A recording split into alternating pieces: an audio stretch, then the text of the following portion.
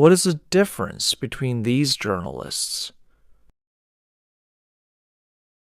Or what is the difference between these two communities? If you don't know, it's how politicians and the mainstream media have portrayed them from their hierarchy of power, differentiating them by labeling some as good and the others as bad and dangerous. This way, they trap them in a stereotype of respect for some, while stigmatizing the others to ridicule them. All media outlets and politicians operate within an ideological framework that drives them, which they commonly express behind a discourse or event that would seem right.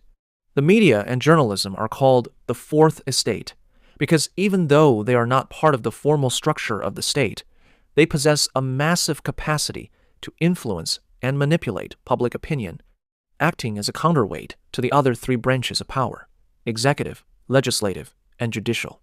They decide which topics are important. However, many of these outlets follow their own agenda, making impartiality impossible. This is because they answer to those who finance them, whether they are state entities run by the government in power or private companies driven by economic interests. The media and digital platforms use precise psychological, linguistic, and structural tactics to steer public opinion, polarize communities, and cover up inconvenient facts. 1. Public polarization tactics.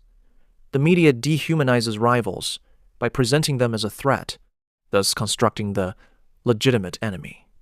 They label people, communities, or politicians with negative slurs like agitator, ultra, pseudo-journalist, troublemaker, or dangerous. This is what happens with journalists like Vito Quiles. Likewise, they amplify or manufacture negativity, prioritizing extreme opinions or marginal anecdotes to present them as the norm for the opposing group, feeling fear and social resentment, just as it happens with the evangelical community in Spain. Isolation and ethical facade. They use their media and corporate power to politically and socially isolate and exclude certain actors, hiding behind a facade of journalistic ethics. Number 3. Selective conflict amplification. The media outlet decides what information goes under the microscope of controversy, determining which conflict must be positioned to generate public debate and outrage, as occurs with the Israel-Hamas conflict. 4. Omission and information hiding tactic. In the same way they amplify information, the media can completely ignore a critical event so that it does not exist in public debate. They can also publish data damaging to their interests in a fleeting way and without details, deflecting attention through massive coverage of minor and superficial scandals. Examples of this are the massacre of Christians in the Middle East and Africa, or certain terrorist attacks in Spain. Ridicule tactic. The media uses entertainment programs and satirical news shows to engage in a game of destroying reputations through ridicule and parody.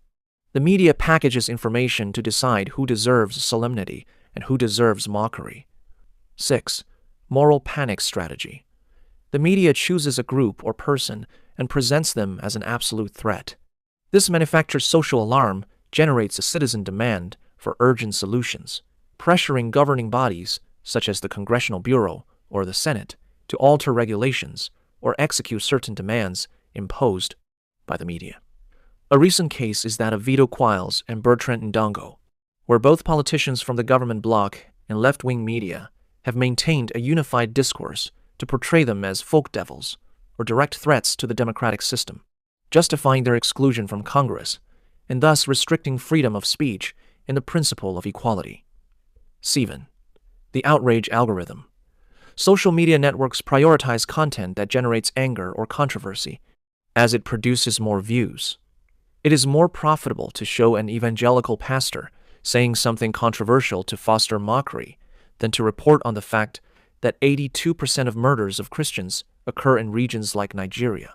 The former generates viral engagement, while the latter invites reflection and sadness, and unfortunately, controversy and misinformation sell.